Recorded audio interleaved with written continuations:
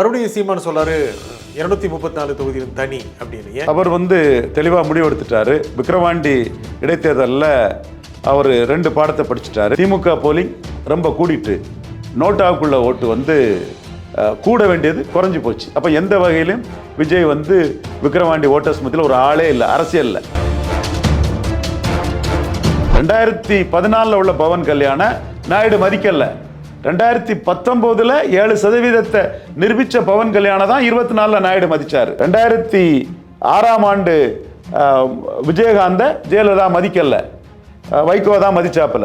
2006 மேல 8% எடுத்து 9 10% எடுத்த விஜயகாந்துக்கு தான் 41 சீட்டை பலன் விரித்த விஜயகாந்துக்கு தான் ஜெயலலிதா அம்மையார் கொடுத்தார்.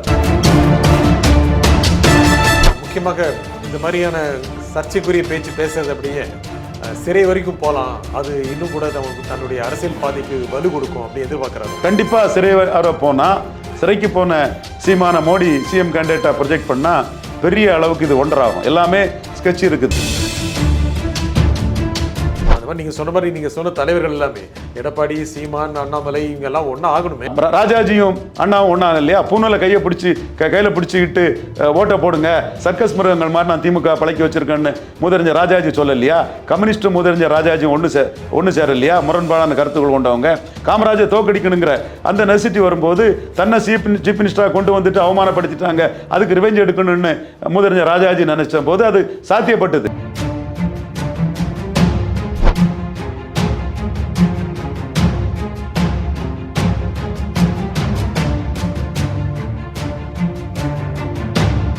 வணக்கம் ஆகாயம் நண்பர்களே. சீமான் தனித்து போட்டியா? அடுத்த தேர்தலில் எதிர்க்கட்சிகள் அணிகள் மாறுமா? இதை பற்றி பேசுவதற்காக அரசியல் விமர்சகர் ரவீந்தர் துரைசாமி இங்கு வந்திருக்கிறார். வணக்கம் ரவீந்தர் துரைசாமி. வணக்கம் நச்சந்தன். மறுபடியும் சீமான் சொல்லாரு 234 தொகுதியும் தனி அப்படின்னு. ஏன் அவர் தெளிவாக முடிவு எடுத்துட்டாரு. விக்கிரவாண்டி இடைத்தேர்தலில் அவர் 2 பாடத்தை படிச்சுட்டாரு. ஒன்று, எடப்பாடிக்கு ஓட் டிரான்ஸ்ஃபரிங் கெப்பாசிட்டி கிடையாது, சீட் கன்வெர்ட்டிங் கெப்பாசிட்டி கிடையாது. ரெட்டலை ஓட்டு 25% உதயசூரியனுக்கு போயிட்டு எடப்பாடியை லெஃப்ட் ஹேண்டில் அண்ணாமலை டீல் பண்ணியே என்டிஏ 29% வாக்கு எடுத்துட்டுங்கிறதுல எடப்பாடி கூட போகிறதுல லாபம் இல்லை, அது நஷ்டங்கிறத ஒன்று புரிஞ்சுக்கிட்டார். ஒன்று. ரெண்டாவது, விஜய்க்கு விக்கிரவாண்டி தவறான ஆலோசகர்களால் கள்ளக்குறிச்சி சாராய சேவை பார்த்து விக்கிரவாண்டியில் விஜய் எக்ஸ்போஸ் ஆகிட்டார்.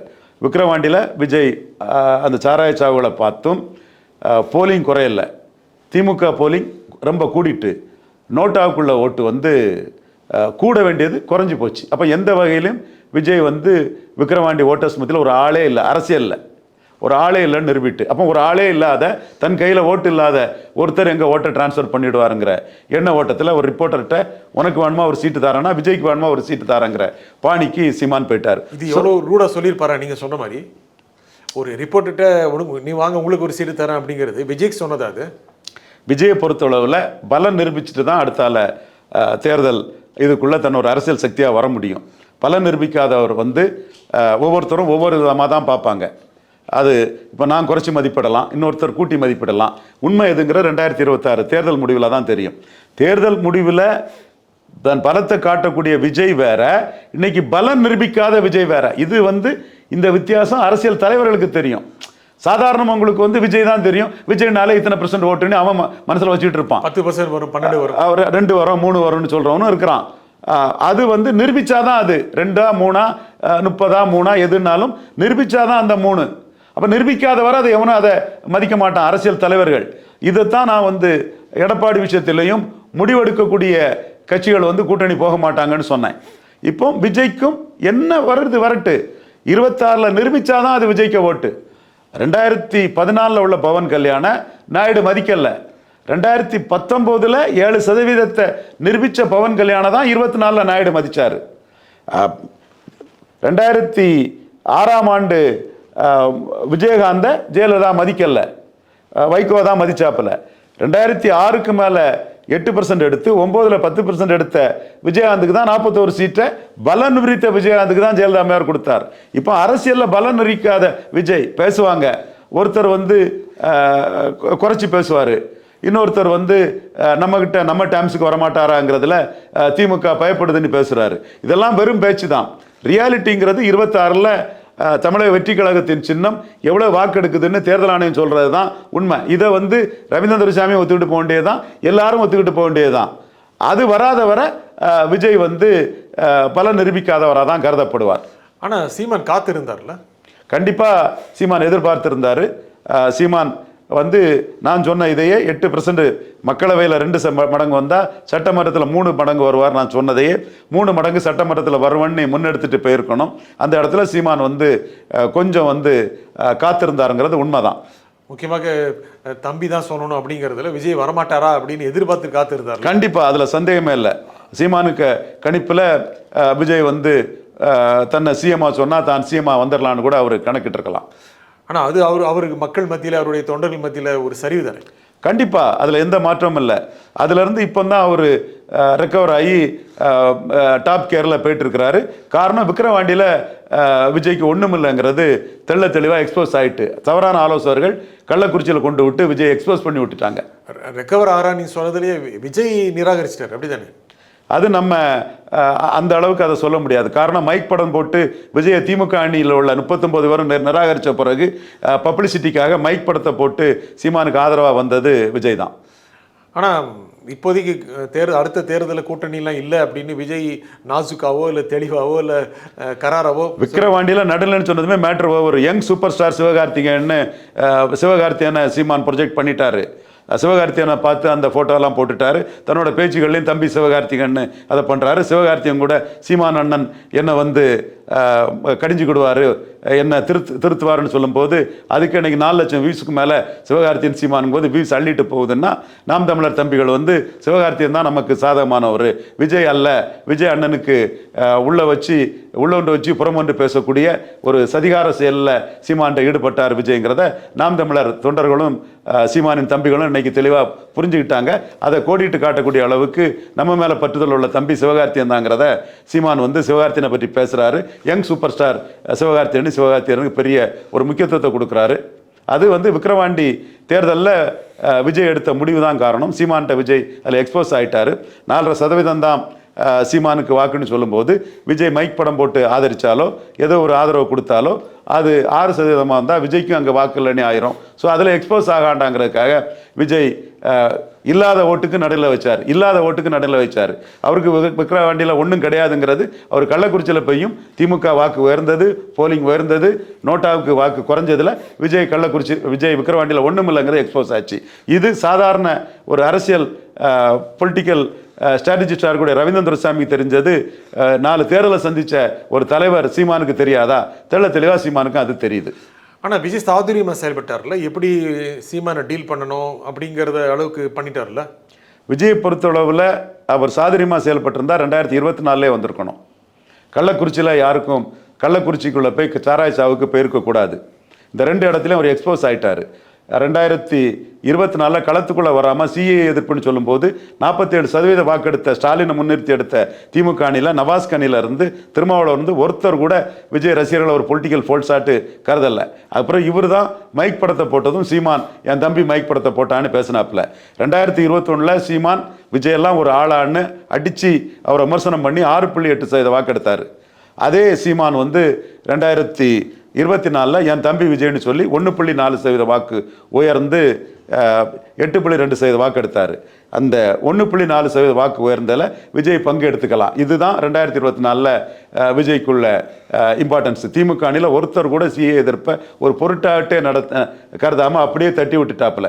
எங்கள் ஓட்டு 47 ஓட்டுலையும் 47% வாக்குலையும் விஜய்க்கு ஒரு பங்கு கிடையாதுன்னு உதயநிதி ஸ்டாலின் தெளிவாக ஸ்கெட்சி போட்டு அதை பண்ணிட்டாப்புல. அதே மாதிரி விக்கிரவாண்டியிலும் உதயநிதி ஸ்டாலினுக்கு ஸ்கெட்சிங்கிறது இவர் கள்ளக்குறிச்சியில் போகிறதுனால எந்த பாதிப்பும் திமுகவுக்கு வரக்கூடாதுன்னு அதிக போலிங்க்கு ஒர்க் அவுட் பண்ணார், அதிக பெர்சன்டேஜுக்கு ஒர்க் அவுட் பண்ணார். இது நோட்டாவுக்கு கீழே போனது உதயநிதி ஸ்டாலின் கையில் இல்லை, அது விஜய்க்கு ஒன்றுமே இல்லைன்னு தான் காட்டுச்சு. ஆனால் அரசியல் ரீதியாக ஆனால் தேர்தல் சமயம் வரும்பொழுது 2 பேருமே இன்னும் கூட கூட்டணி அமைக்காது. சீமான் யாரோடையும் அமைக்காம தான் இருக்காரு. விஜய் புதுசாக வரணும், இணைஞ்சு செயல்பட்டால் ஒரு லாபம் அப்படின்னு யோசிக்க பலம் நிரூபிக்காத விஜய்க்கு அவ்வளவுதான் மரியாதை. அவர் பலம் நிரூபித்தா அந்த பலத்துக்கு தக்கன மரியாதை கிடைக்கும். சீமான் வந்து கண்டென்ஷியஸ் இஷ்யூவை எடுத்துட்டாரு.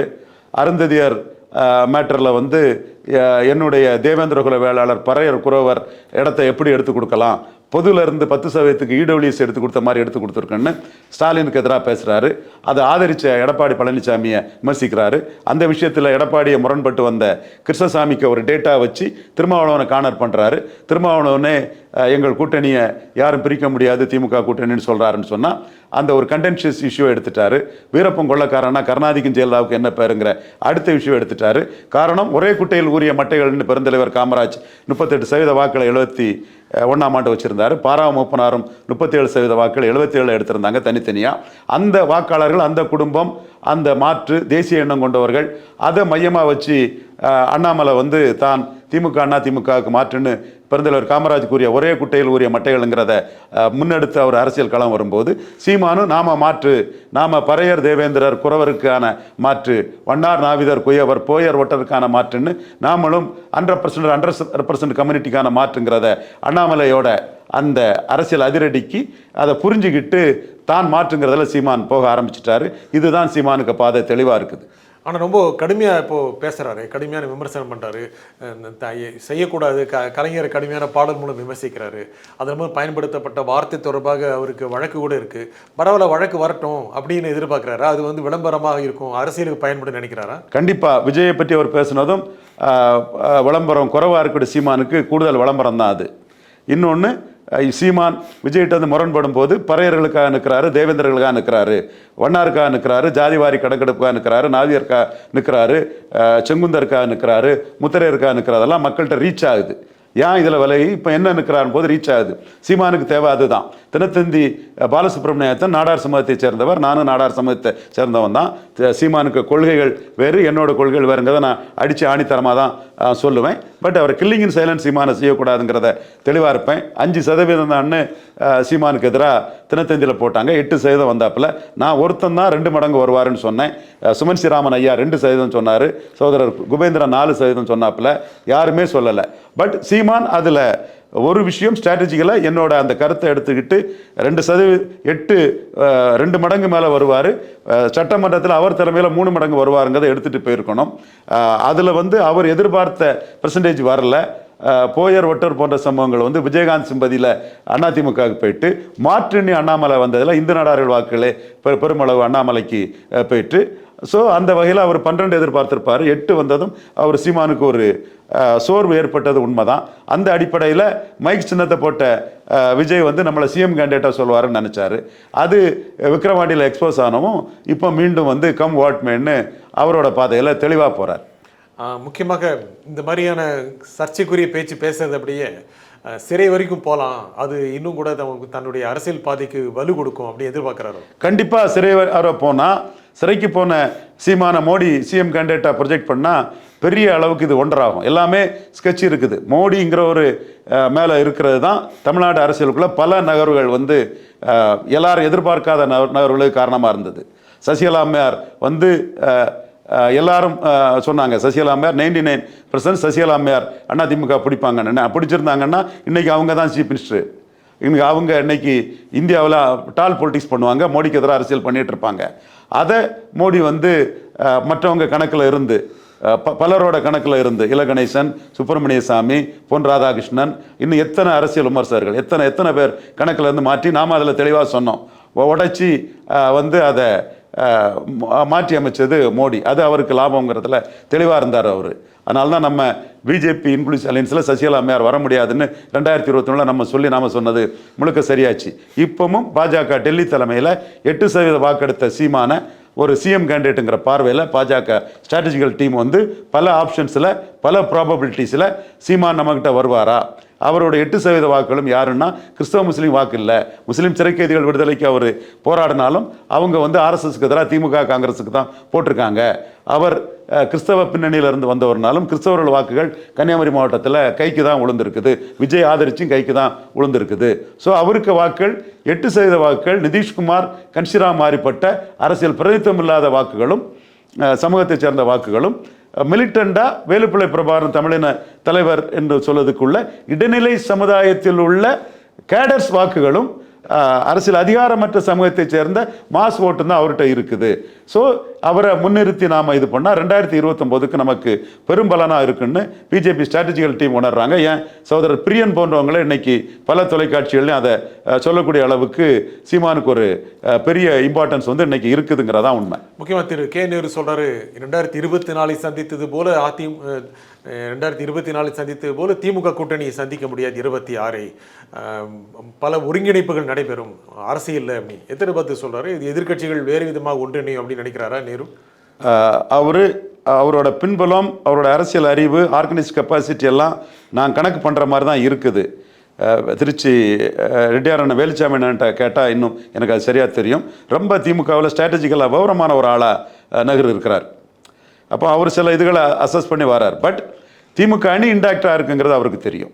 திமுக அணி இன்டாக்டாக தான் இருக்கும். திமுக அணி இன்டாக்டாக எப்படி இருக்கும்னு சொன்னால் 2029 வரை ஸ்டாலினுக்கு 22 எம்பியும் சோனியா காந்தி, பிரியங்கா காந்தி, ராகுல் காந்தி, மல்லிகார்ஜுன கார்கேக்கு ரொம்ப முக்கியம். ஏதாவது என்டிஏக்குள்ளே நடக்காதான்னு கனவு காண்றாங்க. ரெண்டாவது 2019 9 சீட்டு, 24 10 சீட்டு ஸ்டாலின் மூலமாக கிடைச்சது. 29 அந்த சீட்டு கிடைக்கணும்னு தான் டெல்லி காங்கிரஸ் தலைமை கருதுறாங்க. பாருங்கள், இப்போ கார்த்திக் சிதம்பரம், செல்வ பெருந்தகை எல்லாம் இது நாம் பேச ஆரம்பித்த பிறகு அவங்க பேச்சு மூச்சில் பாருங்கள். அப்போ பாருங்கள், தெளிவாக தெரியுதா உங்களுக்கு?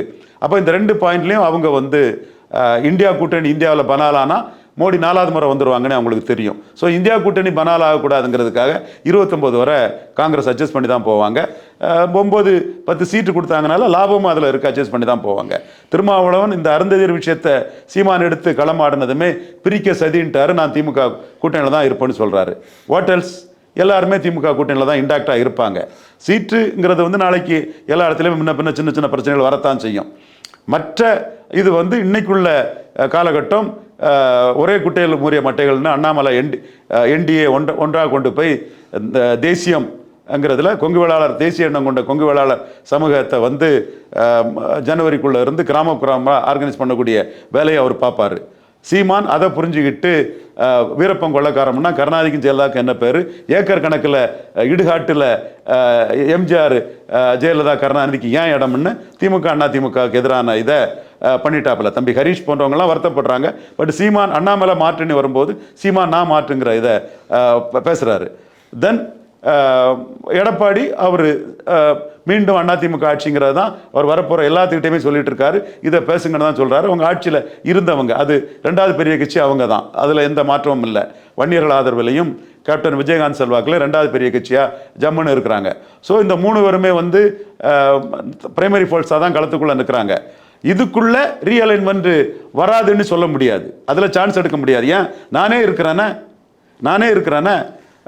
தேசிய உணர்வு கொண்ட ஐயா தான்லிங்க நாடார் தொண்ட நாட்டு இந்து முன்னணியில் ஐயாவால் வளர்க்கப்பட்ட நானே என் அறிவு ஆற்றலை பயன்படுத்தி 1-to-1 கொண்டு வரதுக்கு நானே முயற்சி பண்ணுறேனே.